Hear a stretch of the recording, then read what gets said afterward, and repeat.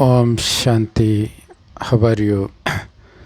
So, must have heard that Christians, Muslims, they are discouraged by their religions to enter Hindu temple.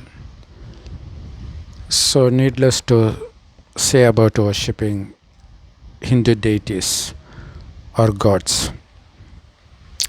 Do you know why it is so? Because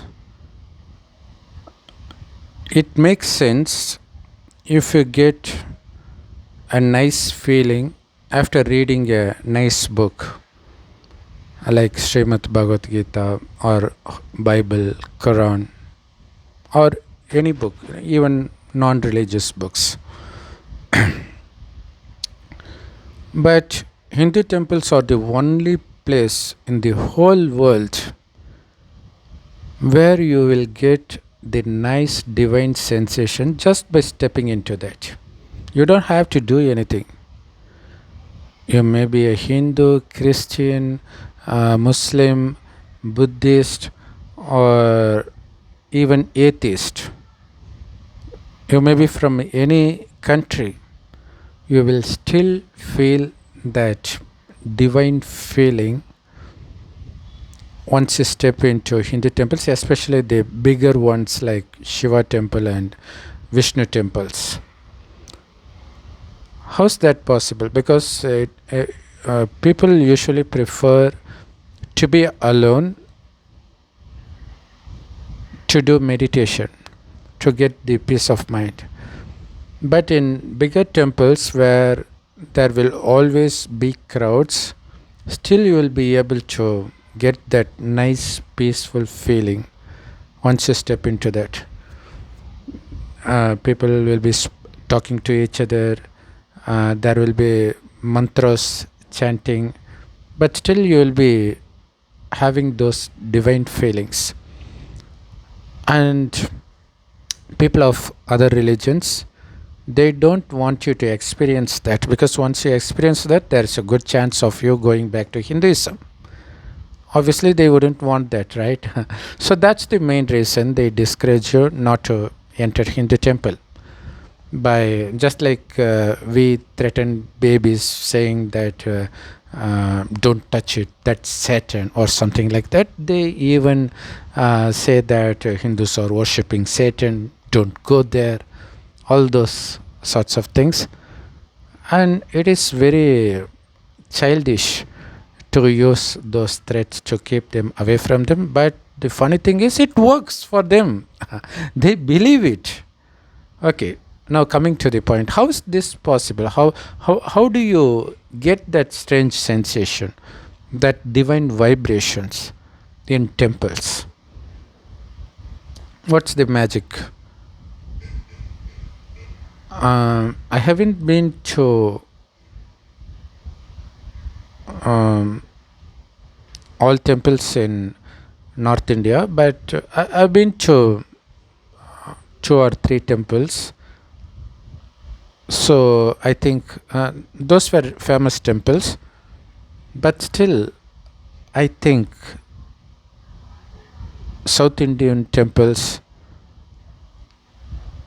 they have a very good vibration. I don't know why it is so, but people say that North Indians are deeply religious, deeply pious compared to South Indians, but still I could sense the pure vibrations more in South Indian temples compared to North Indian temples. So the reason for that is, when you read Srimad Bhagavad Gita or Ramayana, or even if you watch the serials of Ramayana or Mahabharata or Bible or Quran, especially people belonging to their respective religions, when they read that, they feel peace. Not all the time, but sometime when they read specific parts of that scripture, they will feel that divine feeling, but it won't be constant throughout. And why did that happen? Because it's just a story. Just like non religious stories, it's also a story. As a matter of fact, all stories that we see in movies of all languages, you will find that definitely in Ramayana or Mahabharata, or in biblical stories. It will be there, definitely. Actually, all Bible stories are there in Ramayana and Mahabharata with slight changes. That's it. And why do you get that nice feeling that you don't get by seeing the movies or by reading any other novel or any fiction? The reason is pretty simple, because those religious scriptures, although they are made by humans, written by humans, they have in part the knowledge of God. I'm not saying the whole book is the knowledge of God, but in some parts you will find the knowledge of God. So that's the knowledge given directly by God. During every kalpa, at the end of kalpa, God himself comes and gives his teachings called Murli, which is available absolutely free of cost in all Brahmakumaris Rajog meditation centers. He enters an old man's body because he doesn't take birth like you and me. So he needs a body, and he names that old man as Brahma. This Brahma is referred to as Adam in Bible and Quran. So it is through Brahma God gives these teachings, and those who listen to the teachings of God through Brahma, they are called Brahma Kumars and Kumaris. They are actually the direct children of God. Since they have become children of God through Brahma, they are called Brahma Kumars and Kumaris. Or else, if we say God speaks, the question arises, how did God speak? But when you say you are a Brahma Kumari, they will understand you are the sons and daughters of Brahma. So it is through him God must have spoken it. So the teachings of God is created in the form of stories in Bible, Quran, Mahabharata, Ramayana, and you will find the teachings in Srimad Bhagavad Gita also.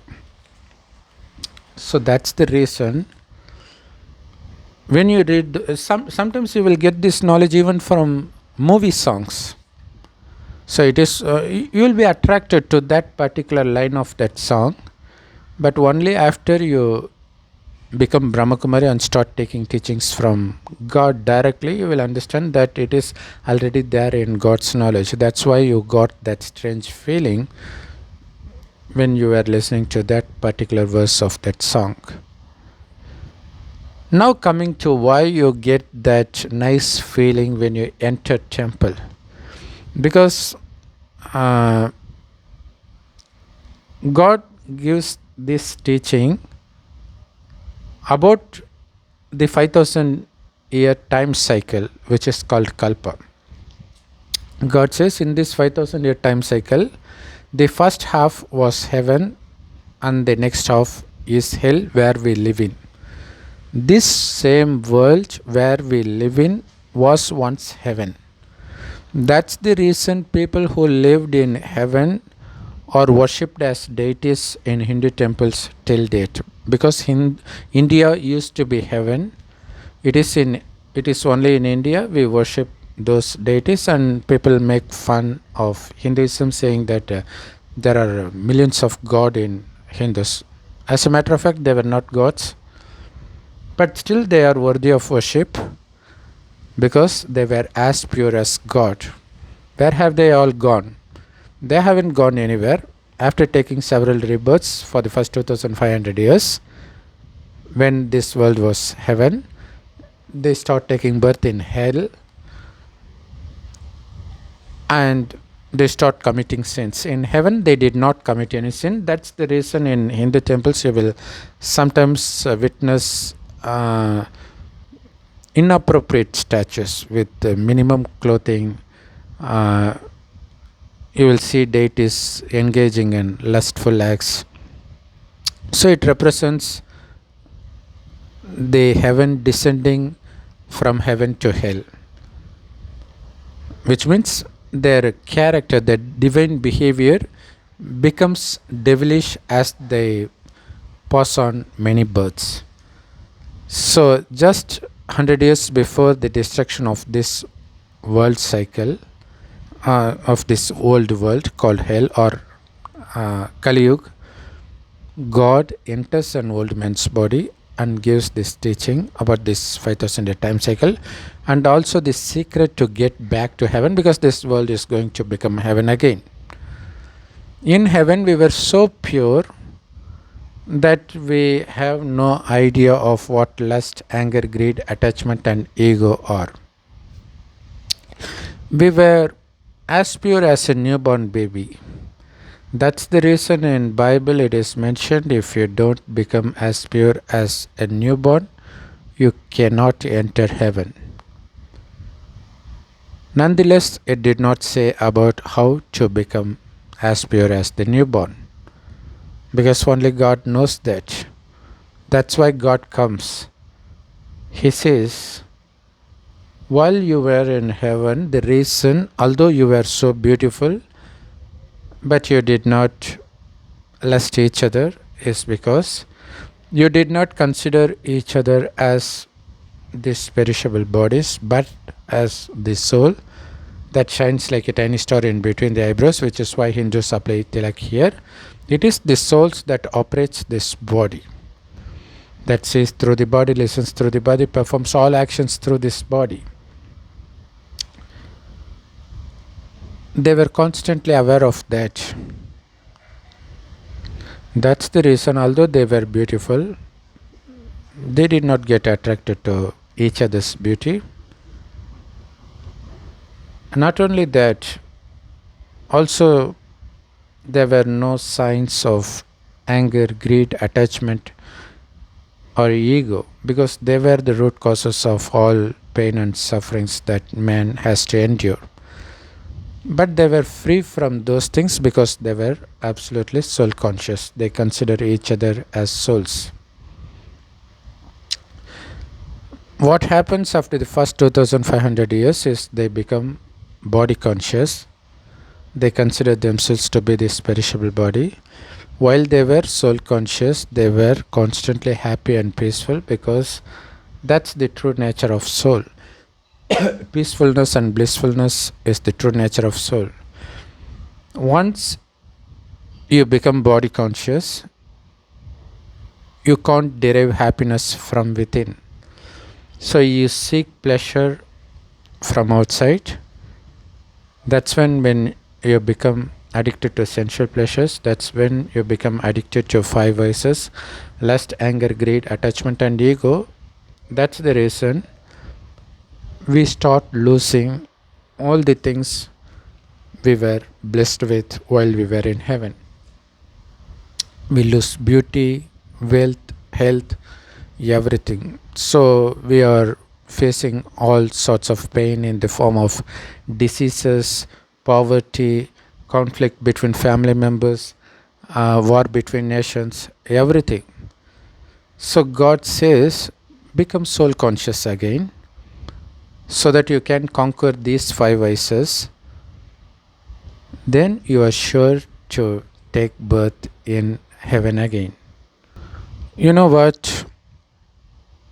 Once your mind is completely free from these vices, you no longer produce vicious thoughts. Thoughts about sex, anger, greed, attachment, and ego.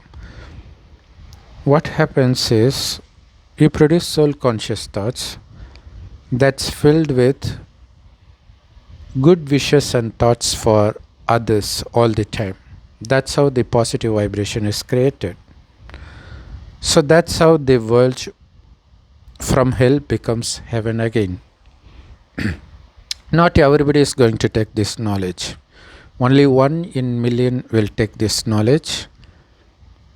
But still, God is the father of all souls, no matter what religion they belong to, whether they accept God or not. He is still the father of everybody, and He wants good for everybody. But obviously, there will be a difference between those who accept God and follow the teachings of God and those who don't, who ignore God altogether, right? Even among those who accept this knowledge, there will be number wise, because not everybody is going to put the same kind of effort. Those who put maximum effort and become fully soul conscious, they will claim the highest status in heaven, which is the kingdom, which is the status of Lakshmi Narayan. So they were the first emperor and empress of the whole world, because back then only India existed. All other continents came later. They were beneath the sea level. So we ruled the entire world. Now the world will definitely be destroyed. People have been committing sins. There is no one free of any sin, because that's Kali Yuga. Kali Yuga is filled with sinful souls. Satyug, heaven, is filled with pure charitable souls. You cannot find a single sinful soul in heaven. You cannot find a single pure soul in hell. So, anyway, everybody has to become pure to go back to where we came from, that is the soul world. Heaven is the place where not everybody can enter. Only those who take this knowledge and become pure will be able to take birth in heaven. All the rest will stay along with God for the next 2500 years till the world becomes hell. Only then they will start taking birth here. So, but anyway, they need to become pure in order for them to go back to the soul world. Although they don't come to the heaven, still they need to become pure. But they are not ready to take this knowledge, because you have to give up sex, give up consuming non-vegetarian foods. Of course, you will be giving up on all sensual pleasures. Doesn't mean you are not going to eat, doesn't mean you are going to renounce your family. You are going to be in your family. You will have to take care of your family. Nonetheless, you will no longer have attachment towards them, because your mind is constantly attached to the Supreme Soul, who is also a point of light, just like souls. So we have to consider ourselves to be the souls and remember God as a point of light as much as possible. No matter what we do, just make sure your mind is connected to God, the Supreme Soul. So the people who don't take this knowledge at the time of destruction will turn to God, because they have no other go. At that time, whether they are in that body or they will be wandering as ghosts without the body at the time of destruction. So they will be entering into a body. You can find it would be very common at the end for a single man to be possessed with 40 or 50 souls. Just imagine how this world would be at that point of time. So if one soul in that body decided to take this knowledge, all the other souls have no other option but to listen to this knowledge, whether they like it or not. Anyway, they will like it, because they have to leave this body. They have to leave this world, because this world would be very deadly, surrounded with water everywhere. Even if you don't have the body, still you will be body conscious, so you will be afraid of everything, and you would have lost your family members, your wealth. So you would be in so much pain that you want to get rid of it. You are ready to do anything to get rid of it. So that's when you will be listening to this knowledge through Brahma Kumaris. Not so detailedly, but only to the extent you need to know to leave this body. That is, you have to consider yourself to be the soul, and you have to remember Supreme Soul as a point of light. That's it. But at that time they couldn't concentrate because they were in so much pain. They were filled with negative thoughts out of their bad experiences. So they need somebody to shut down their thoughts.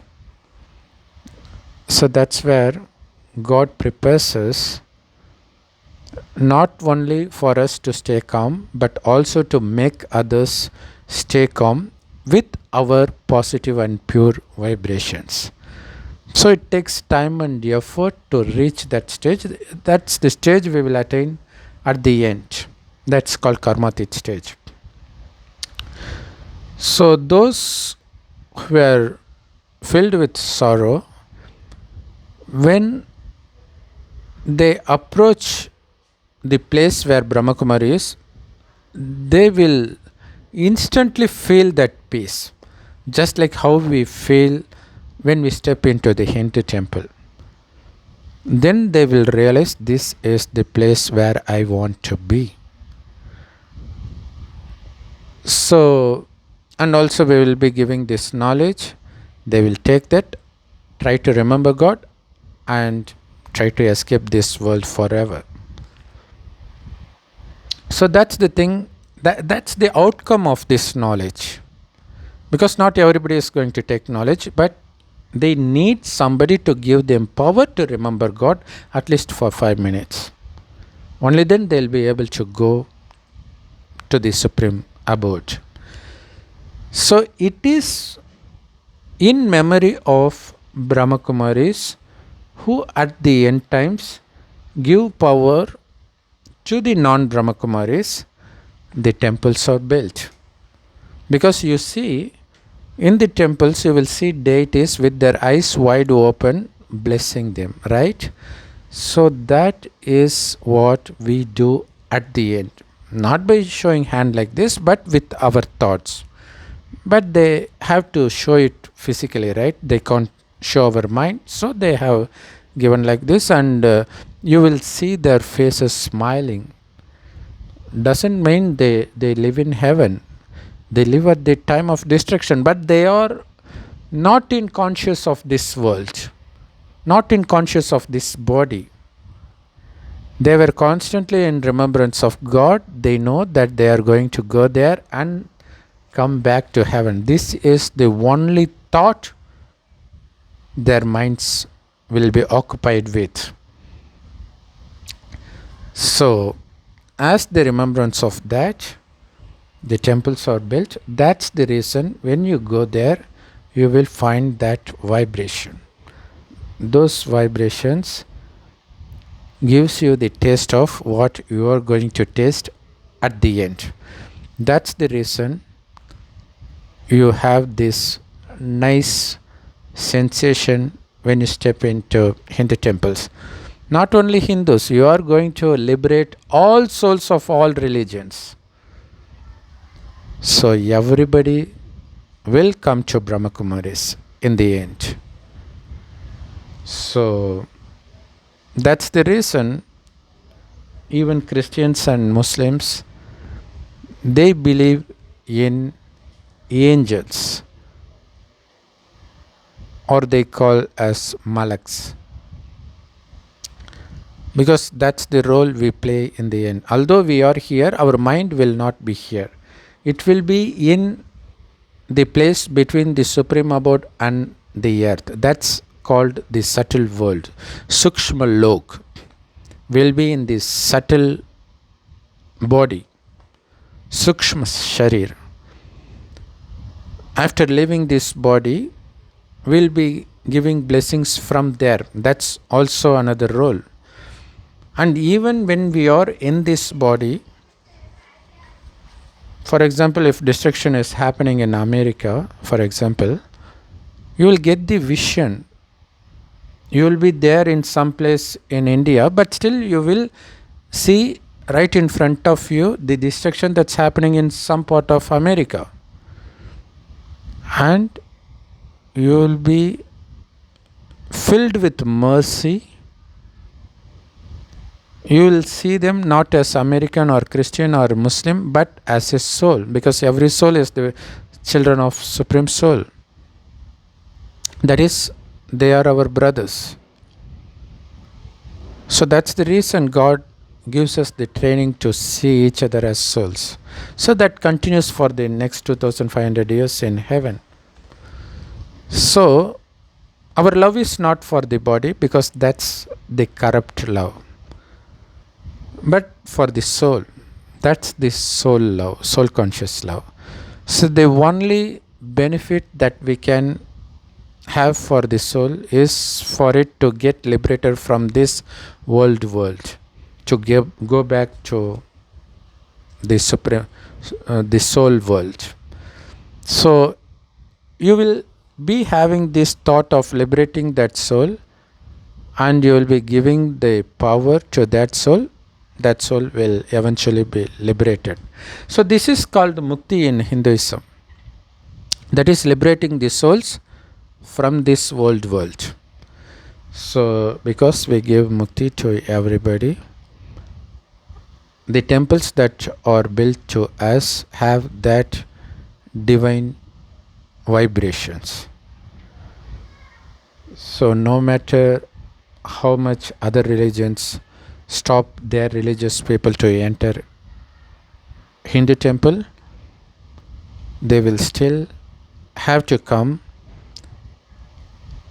in front of the deities in the living form at the end, in order for them to get liberated, to attain mukti. So make sure you pass this small message to all your friends and family members and relatives belonging to all faiths, because God is one, He belongs to everybody. God's knowledge is for everybody. It is up to them whether they take it or ignore it. If they take it, they will come to heaven. If they ignore it, they will still be liberated, but they can't make it to heaven. Om Shanti. Thanks for watching. So you can get this knowledge in detail in all Brahmakumaris Rajyog meditation centers. You can Google it yourself to find the nearest address. If you don't find one, you can always Google for the direct teachings of God called Murli by Googling Brahmakumaris Murli in English, Telugu, Hindi, Arabic. It is available in all languages. You can find it in several YouTube videos and in several websites. You are sure to find one. It is available in almost all languages. If there is any language left, the language of the area you belong to, but still you know English or some other languages, it is your duty to give these teachings to people of your language. Om Shanti. Thanks for watching.